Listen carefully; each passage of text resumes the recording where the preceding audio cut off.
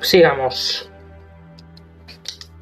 Este hombre, tras recobrar el sentido, contó una historia sumamente extraña de piratería y sangrientas matanzas. Se trata de Gustav Johansen, un noruego de cierta educación que era segundo oficial en la goleta de palos Emma de Uppland, que zarpó de El Callao el 20 de febrero, con una tripulación de 11 hombres. Según contó, el Emma se retrasó y fue arrastrado muy al sur de su curso por la gran tormenta del 1 de marzo y el 22 de ese mismo mes, en 49 grados 51 latitud sur y 128 grados 34 longitud oeste. Se cruzó con el Adler tripulado por una banda de canacos y mestizos extraños y de aspecto maligno. Tras haberles estos ordenados de manera prenatoria que viraran en redondo, el capitán Collis rehusó, por lo que la extraña tripulación comenzó a disparar salvajemente y sin previo aviso contra la goleta con una batería de cañones de bronce particularmente pesada que formaba parte del armamento del yate. Los hombres de Emma se defendieron, dijo el superviviente, y aunque la goleta comenzó a hundirse debido a los impactos bajo la línea de flotación, se las arreglaron para llegar borda con sus enemigos y asaltarlos, enfrentándose a la salvaje tripulación del yate en la cubierta de este, y se vieron obligados a darles muerte a todos, aun siendo algo inferiores en número, debido a su forma de pelear particularmente horrenda y desesperada, aunque bastante torpe. 3 de los hombres de Emma, incluso el capitán Collins y el primer oficial Gren, resultaron muertos, y los 8 restantes, bajo el mando del segundo oficial Jansen, procedieron a tripular el yate capturado, aproando en su dirección originaria, con objeto de comprobar si existía alguna razón para que se les hubiera ordenado virar en redondo. Al día siguiente, al parecer, arribaron y desembarcaron en una pequeña isla, aunque no se sabe que existía ninguna en esa parte del océano, y 6 de los hombres de alguna forma murieron en tierra, aunque Jansen se muestra extrañamente reticente sobre esta parte de su historia y solo dice que cayeron en el abismo de piedra. Más tarde, al parecer, su compañero y él reembarcaron en el yate, trataron de gobernarlo, pero los alcanzó la tormenta del 2 de abril. Desde entonces hasta su rescate el día 12, recuerda poco y no puede dar razón siquiera de cuando murió William Brinden, su compañero. No hay motivo aparente para la muerte de Brinden, y se debió probablemente a excitación o exposición a los elementos. Telegramas llegados de Dunedin revelaban que el Alert era de sobra conocido para dedicarse al tráfico en las islas y que tenía mala reputación en el puerto.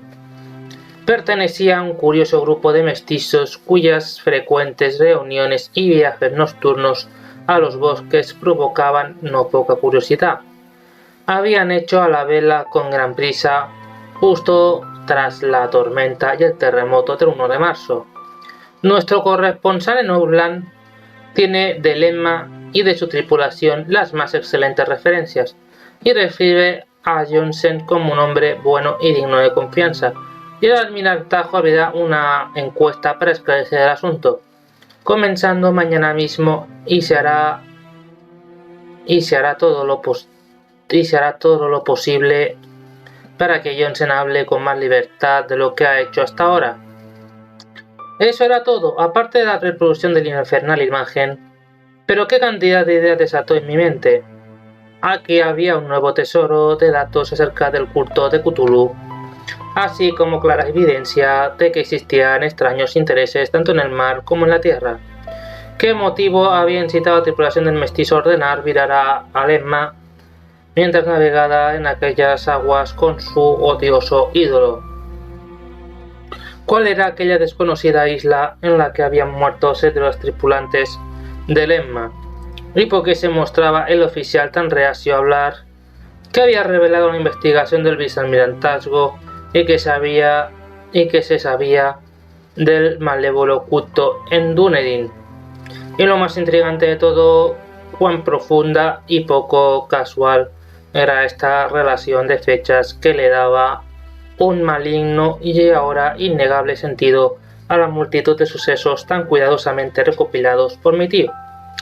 El 1 de marzo, nuestro 28 de febrero, según el uso horario internacional, tuvieron lugar el terremoto y la tormenta. El Arde y su siniestra tripulación habían zarpado a toda prisa de Dunedin, como reclamados de manera imperiosa, y al otro lado de la tierra poetas artistas habían comenzado. Menos de un mes me encontraba en Dunedin, donde no obstante descubrí que era poco lo que se sabía sobre aquellos extraños fanáticos, antiguos asiduos de las viejas tabernas marítimas. Los asuntos turbios son demasiado comunes en los muelles como para que estos tuvieran especial mención, aunque había una turbia historia cerca de un viaje de aquellos mestizos, tierra adentro, durante el que se oyeron y vieron sobre las lejanas colinas débiles ecos de tambores y rojas llamas. En Auckland supe que Jansen había regresado con su rubio cabello encanecido y que tras un superficial y poco satisfactorio interrogativo en Sydney había venido su casa de West Street y regresado con su mujer a su vieja casa de Oslo. No habló con sus amigos de su tremenda experiencia más de lo que lo hizo con los oficiales del almirantazgo, y aquellos solo pudieron darme su dirección en Oslo. Después fui a Sydney y hablé infructuosamente con marineros y miembros del tribunal del vicealmirantazgo.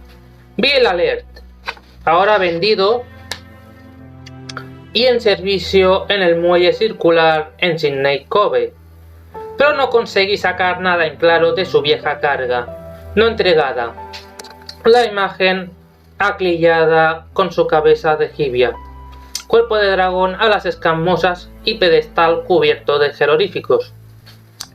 Estaba guardada en el museo de Hyde Park y la estudié a fondo, largo tiempo.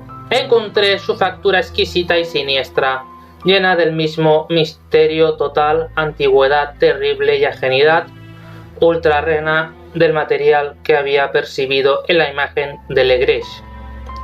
Más pequeña, según me dijo el conservador, los geólogos se habían encontrado ante un enigma monstruoso, puesto que juraban que no había piedra así en el museo.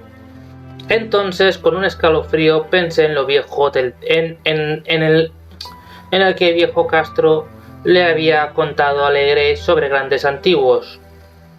Ellos habían llegado de las estrellas y habían traído sus imágenes consigo, estremecido por el mayor impacto que había recibido en mi vida. Decidí visitar al oficial Jensen en Oslo. Navegando hasta Londres, embarqué allí en otro buque hasta la capital noruega, y un día de otoño pisé tierra en los aseados muelles, a la sombra del Egedebre. La dirección de Jansen, según descubrí, se encontraba en la ciudad vieja del rey Harald Hardrada, que mantuvo vivo el nombre de Oslo durante los siglos en que el resto de la ciudad se enmascaró bajo el nombre de Cristianía. Hice el corto trayecto en carruaje y con el corazón palpitante llamé a la puerta de un edificio pulcro y antiguo, con la fachada enlucida, una mujer de rostro triste vestido de luto. Respondió a mi llamada y me sentí anonadado cuando, en un inglés deficiente, me informó de que Gustav Jansen había muerto, no obstante sobrevivido mucho tiempo a su regreso. Me dijo su mujer, ya que los sucesos de 1925 en alta mar habían quebrantado su salud. No lo había contado más que al resto, pero había dejado un largo manuscrito sobre materiales de la profesión, según decía, escrito en inglés evidentemente, evidentemente para salvaguardarlo de los peligros de una lectura casual. Durante un paseo por una callejuela cerca del embarcadero de Gotemburgo, cayó un atado de periódicos desde la ventana de un ático y la golpeó. Dos marineros indios lo ayudaron a incorporarse, pero antes de que pudiera llegar a la ambulancia había muerto. Los médicos no encontraron nada que pudiera explicar su fin y lo asecharon a problemas del corazón, así como con una constitución debilitada. Me sentí entonces alcanzado por un oscuro terror que ya nunca me abandonará hasta que yo también descanse en paz, muerto por accidente o no, tras convencer a la viuda de que mi conexión en las materias de la profesión era suficiente como para que me confiase el manuscrito. Que me llevé el documento y comencé a leerlo en el barco de Londres. Era algo simple e inconexo, el esfuerzo de un marinero por hacer un diario a posteriori, e intentaba recordar día a día aquel último y espantoso viaje. No puedo intentar transcribirlo literalmente con todas sus incongruencias y redundancias, pero puedo contar lo esencial lo bastante para que se me comprenda, porque el sonido del agua contra los costados del buque se me hizo tan insoportable que me taponé los oídos con algodón. Janssen, gracias a Dios, no lo sabía todo, aun cuando vio la ciudad y al ser. Pero no pude dormir cuando vuelvo a pensar en los horrores que acechan incansables tras la vida, en el tiempo y el espacio, y en esas limpias blasfemias de las viejas estrellas que duermen bajo el mar, conocidas y auxiliadas por un culto de pesadilla, dispuesto y ansioso por liberarla sobre el mundo cuando otro terremoto logre alzar de nuevo su monstruosa ciudad de piedra hacia el sol y el aire. El viaje de Janssen había comenzado tal y como dijo el vicealmirantazgo Elema Sarpo en lastre el 20 de febrero, y sufrió toda la fuerza de la tempestad causada por el maremoto que debió de alzar desde el fondo del mar los horrores que llenaron los sueños de los hombres. Ya bajo gobierno, el barco hizo buena media hasta ser interpretado por el Alert el 22 de marzo, y se puede sentir el disgusto del oficial mientras describe el bombardeo y hundimientos. Habla con significativo horror acerca de los atesados fanáticos del Alert. Había en ellos alguna cualidad particularmente abominable que hizo que su mente fuera casi un deber, y Janssen muestra un ingenuo asombro ante la acusación de ferocidad lanzada contra su grupo durante la vista ante el tribunal. Luego, asusados por la curiosidad, a bordo del yate capturado y bajo el mar, a Janssen avistaron una gran columna de piedra que surgía del mar y... mirad qué columna de piedra, señores. 37 grados 9 latitud sur y 26 grados 43 longitud oeste llegaron a una costa hecha de barro, agua y construcciones ciclópeas, llenas de algas que no podían ser otra cosa que la tangible sustancia del supremo horror terreno. La pesadillesca ciudad muerta de Relig, construida en antiquísimos eones antes de la historia por los inmensos pantanos, series bajados de las oscuras estrellas, y allí yacen el gran Cthulhu y sus hordas ocultos en verdes criptas fongosas. Me he despistado por intentar leer el chat. No puedo leer el chat y leer. Ok.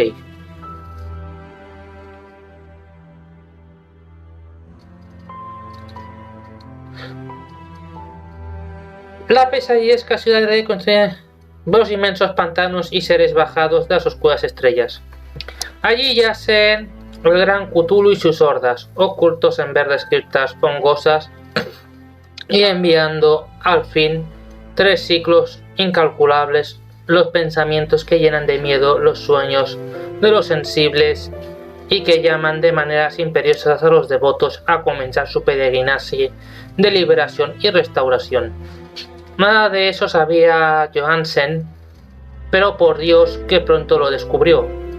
Supongo que lo que surgió de las aguas, la espantosa ciudadelas coronadas por el monolito, en la que está enterrado el gran Cthulhu, era una simple cúspide cuando pienso en la extensión de todo lo que debe ser, de todo lo que debe haber debajo. Casi deseo darme muerte. Johansen y los suyos se quedaron espantados ante la cómica majestad de esta resumante Babilonia de demonios primigenios y debieron haber intuido sin ayuda externa que no era nada que procediera ni de este ni de ningún planeta cuerdo.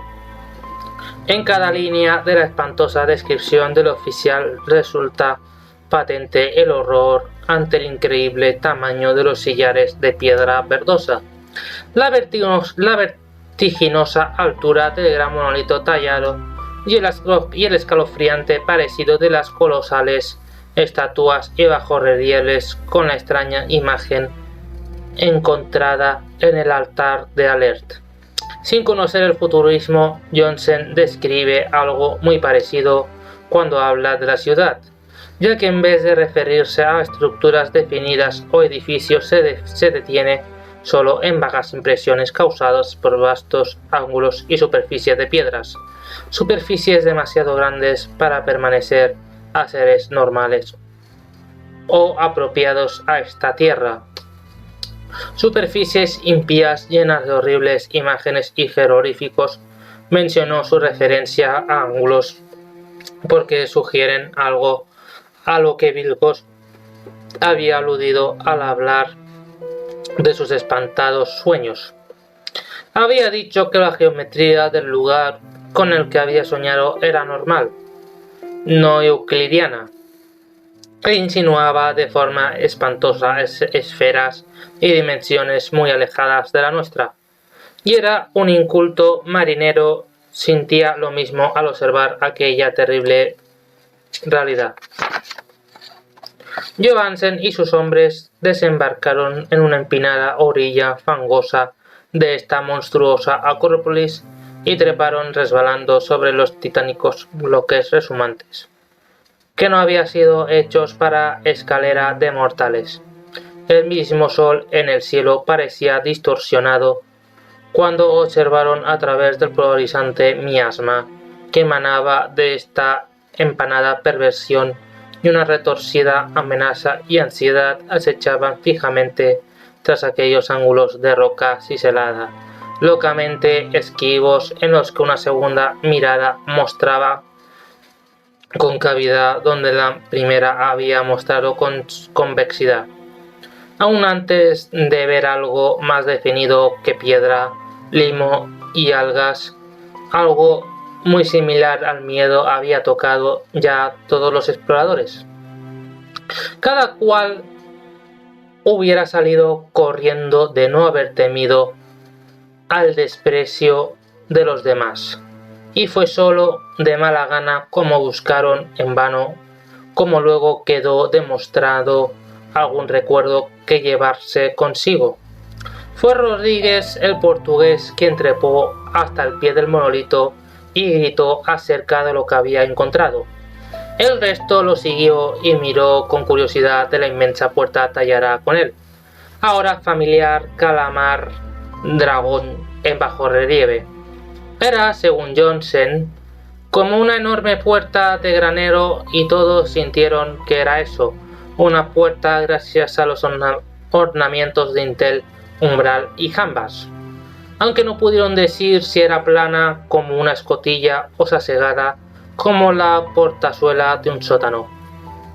Como Vilcos hubiera dicho, la geometría del lugar era completamente errónea. Uno no podía estar seguro de que el mar y el suelo estuvieran horizontales, ya que las posiciones relativas de las cosas parecían variar de forma fantasmal. Briden empujó la piedra por varios sitios sin resultado. Luego Donovan tanteó delicadamente por el borde, presionando cada punto por separado. Trepó sin fin a lo largo de la grotesca moldura de piedra, es decir, podemos llamarlo trepar si uno no era completamente horizontal. Y los hombres se preguntaron cómo una puerta en el universo podía ser tan grande. Entonces, muy suave y lentamente, el inmenso portón comenzó a girar hacia adentro y vieron que estaba equilibrado. Donovan se deslizó y se impulsó de alguna manera hacia abajo o a lo largo de la jamba y se reunió con sus compañeros, cada cual observó el extraño retroceso del portón.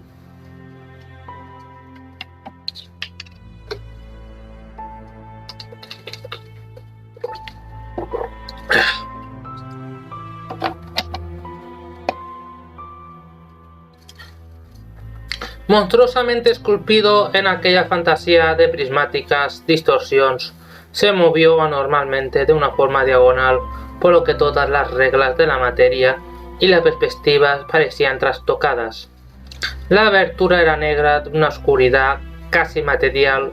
La lobreguez era, en efecto, una cualidad real, ya que oscurecía parte de los muros interiores que debieran haber sido visibles, hasta manaba como humo de su prisión inmemorial, oscureciendo perceptiblemente al sol, mientras chorreaba hacia el cielo contraído y contrahecho con membranosas alas ondeantes. El olor que brotaba de las recién abiertas profundidades era intolerable, y al rato de agudos oídos de Hawkins creyeron captar un sonido asqueroso. Cada vez más próximo, allí abajo, todos escucharon y aún seguían cuando aquello surgió pesadamente ante los ojos y anadeando comprimió su gelatinosa inmensidad verde a través del negro portal para emerger al contaminado aire de esa ponzoñosa ciudad de locura. La escritura del pobre Jansen se vuelve casi legible al llegar a esta parte. De los 6 hombres que nunca volvieron al barco, cree que 2 murieron de puro miedo en ese instante maldito. El ser no puede ser descrito, no hay lenguaje para tales abismos de insanía gritante e inmemorial. Tales espantosas contradicciones de toda materia, fuerza y orden cósmico.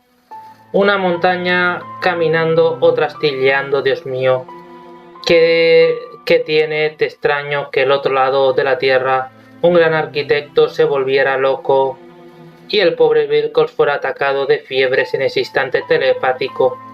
El ser de los ídolos, el verde y viscoso engendro de las estrellas, había despertado para reclamar lo que era suyo. Los astros volvían a ser propicios y lo que el antiguo culto, aun queriendo, no podía hacer.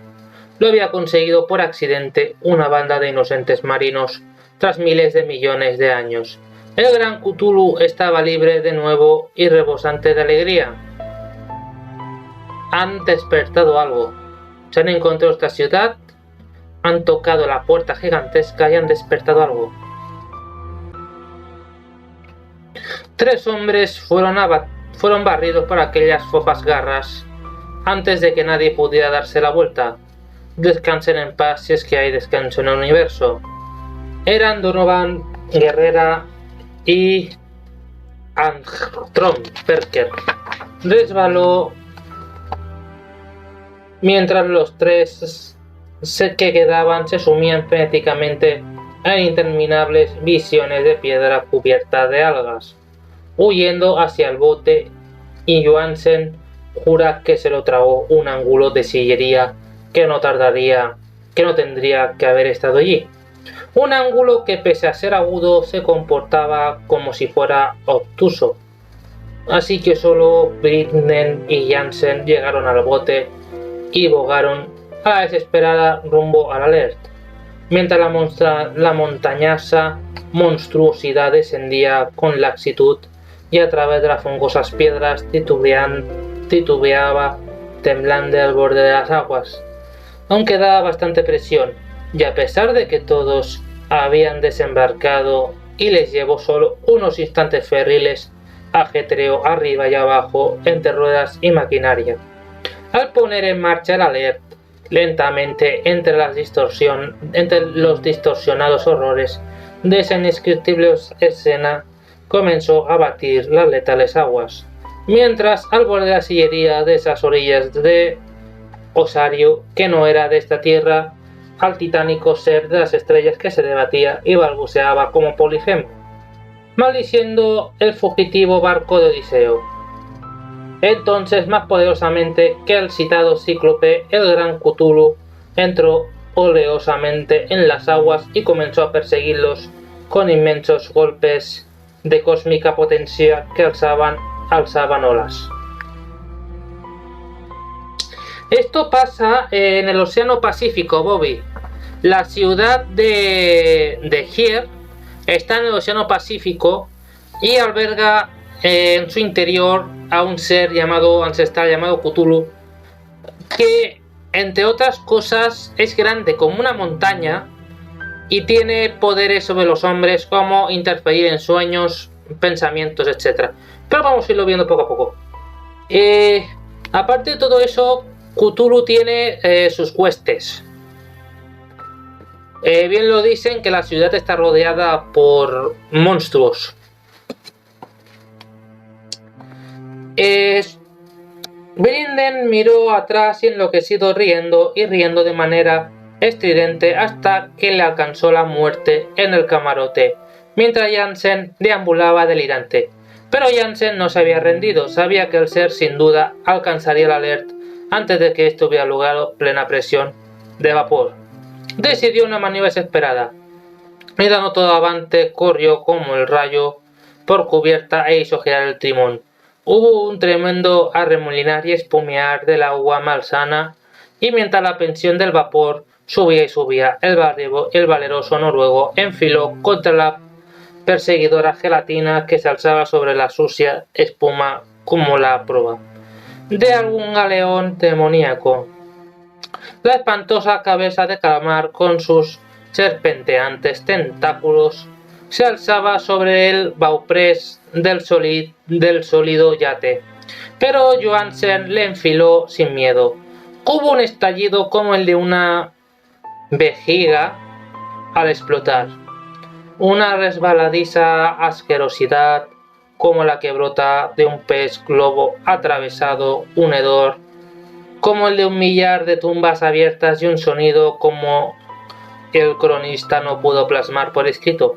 Por un instante el buque se vio envuelto en una acre cegadora nube verde y luego solo hubo un ponzoñoso hervidor a popa donde, Dios santo, la derramada plasticidad de aquel engendro de las estrellas estaba reconstruyendo nebulosamente su odiosa forma original. Vale, el barco ha embestido contra el ser, pero el ser se ha convertido en plástico y se está recomponiendo.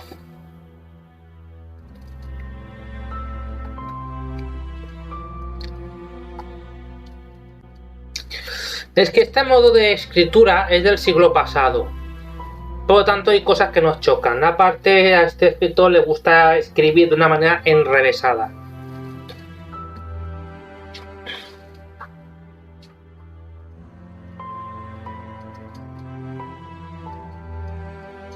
A medida que el Alert ganaba impulso gracias a su cada vez mayor presión de vapor. Eso fue todo. Tras aquello, Johansen estuvo meditando sobre el ídolo que había en el camarote y apenas atendió su alimentación y la del risueño maníaco que lo acompañaba. Tras el primer impulso de huida, no intentó navegar, ya que la reacción había afectado a su espíritu. Luego llegó la tormenta del 2 de abril y una avalancha de nubes en su mente, a la sensación del espectral girar a través de cimas líquidas de infinito, de vertiginosas viajes a través de tambaleantes universos en cola de un cometa, de histéricas zambullidas de la cima a la luna y de la luna de vuelta a la cima, todo acompañado por el carcajeante coro de los locos, los risueños dioses primigenios y los verdes y alados diablillos burlones del Tártaro. Tras el sueño vino el rescate, el Vigilant, el tribunal del vicealmirantazgo de la calle de Dunedin y el largo viaje de vuelta a la vieja casa en el Egeberg. No pudo contar nada porque habrían pensado que se había vuelto loco. Escribiría cuanto sabía antes de morir, pero su mujer no debía sospechar nada. La muerte sería una merced si pudiera borrar sus recuerdos. Eso es lo que decía el documento que leí y ahora lo tengo guardado en la caja de hojalata junto al bajorrelieve y los papeles del profesor Ángel. Adjunto estará esto que escribo, esta prueba de mi propia cordura, en la que se ha unido la que espero que nunca más sea hilado. He entrevisto todo el horror que pueda albergar al universo, incluso los cielos primaverales y los vientos de verano en adelante estarán emponzoñados por mí. Pero no creo que mi vida sea demasiado larga, terminaré como mi tío, igual que el pobre Johansen. Sé demasiado y el culto aún sigue activo. Cthulhu también vive, supongo, de vuelta en esa cima de piedra que la acogía desde que el sol era joven. Su maldita ciudad está de nuevo sumergida, ya que el Vigilant navegó sobre el lugar después de la tormenta de abril. Por sus acólitos de la tierra aún braman y brincan y matan. Y torno monolitos coronados por hilos en lugares solitarios debió de haber sido arrastrado hacia el interior de su negro abismo por el hundimiento, o de lo contrario el mundo estaría gritando de espanto y terror. Quién sabe el final, lo que ha surgido puede hundirse, por lo que se ha hundido puede surgir, el espanto aguarda y sueña en la profundidad, y la decadencia se extiende por tambaleantes ciudades de los hombres. Llegará el día, pero no debo pensar en ello, dejadme rogar para que, si no sobrevivo a este manuscrito, mis albaceas tengan más precaución que audacia y se cuiden de que ningún otro lo lea. Vale, hasta aquí el libro de hoy.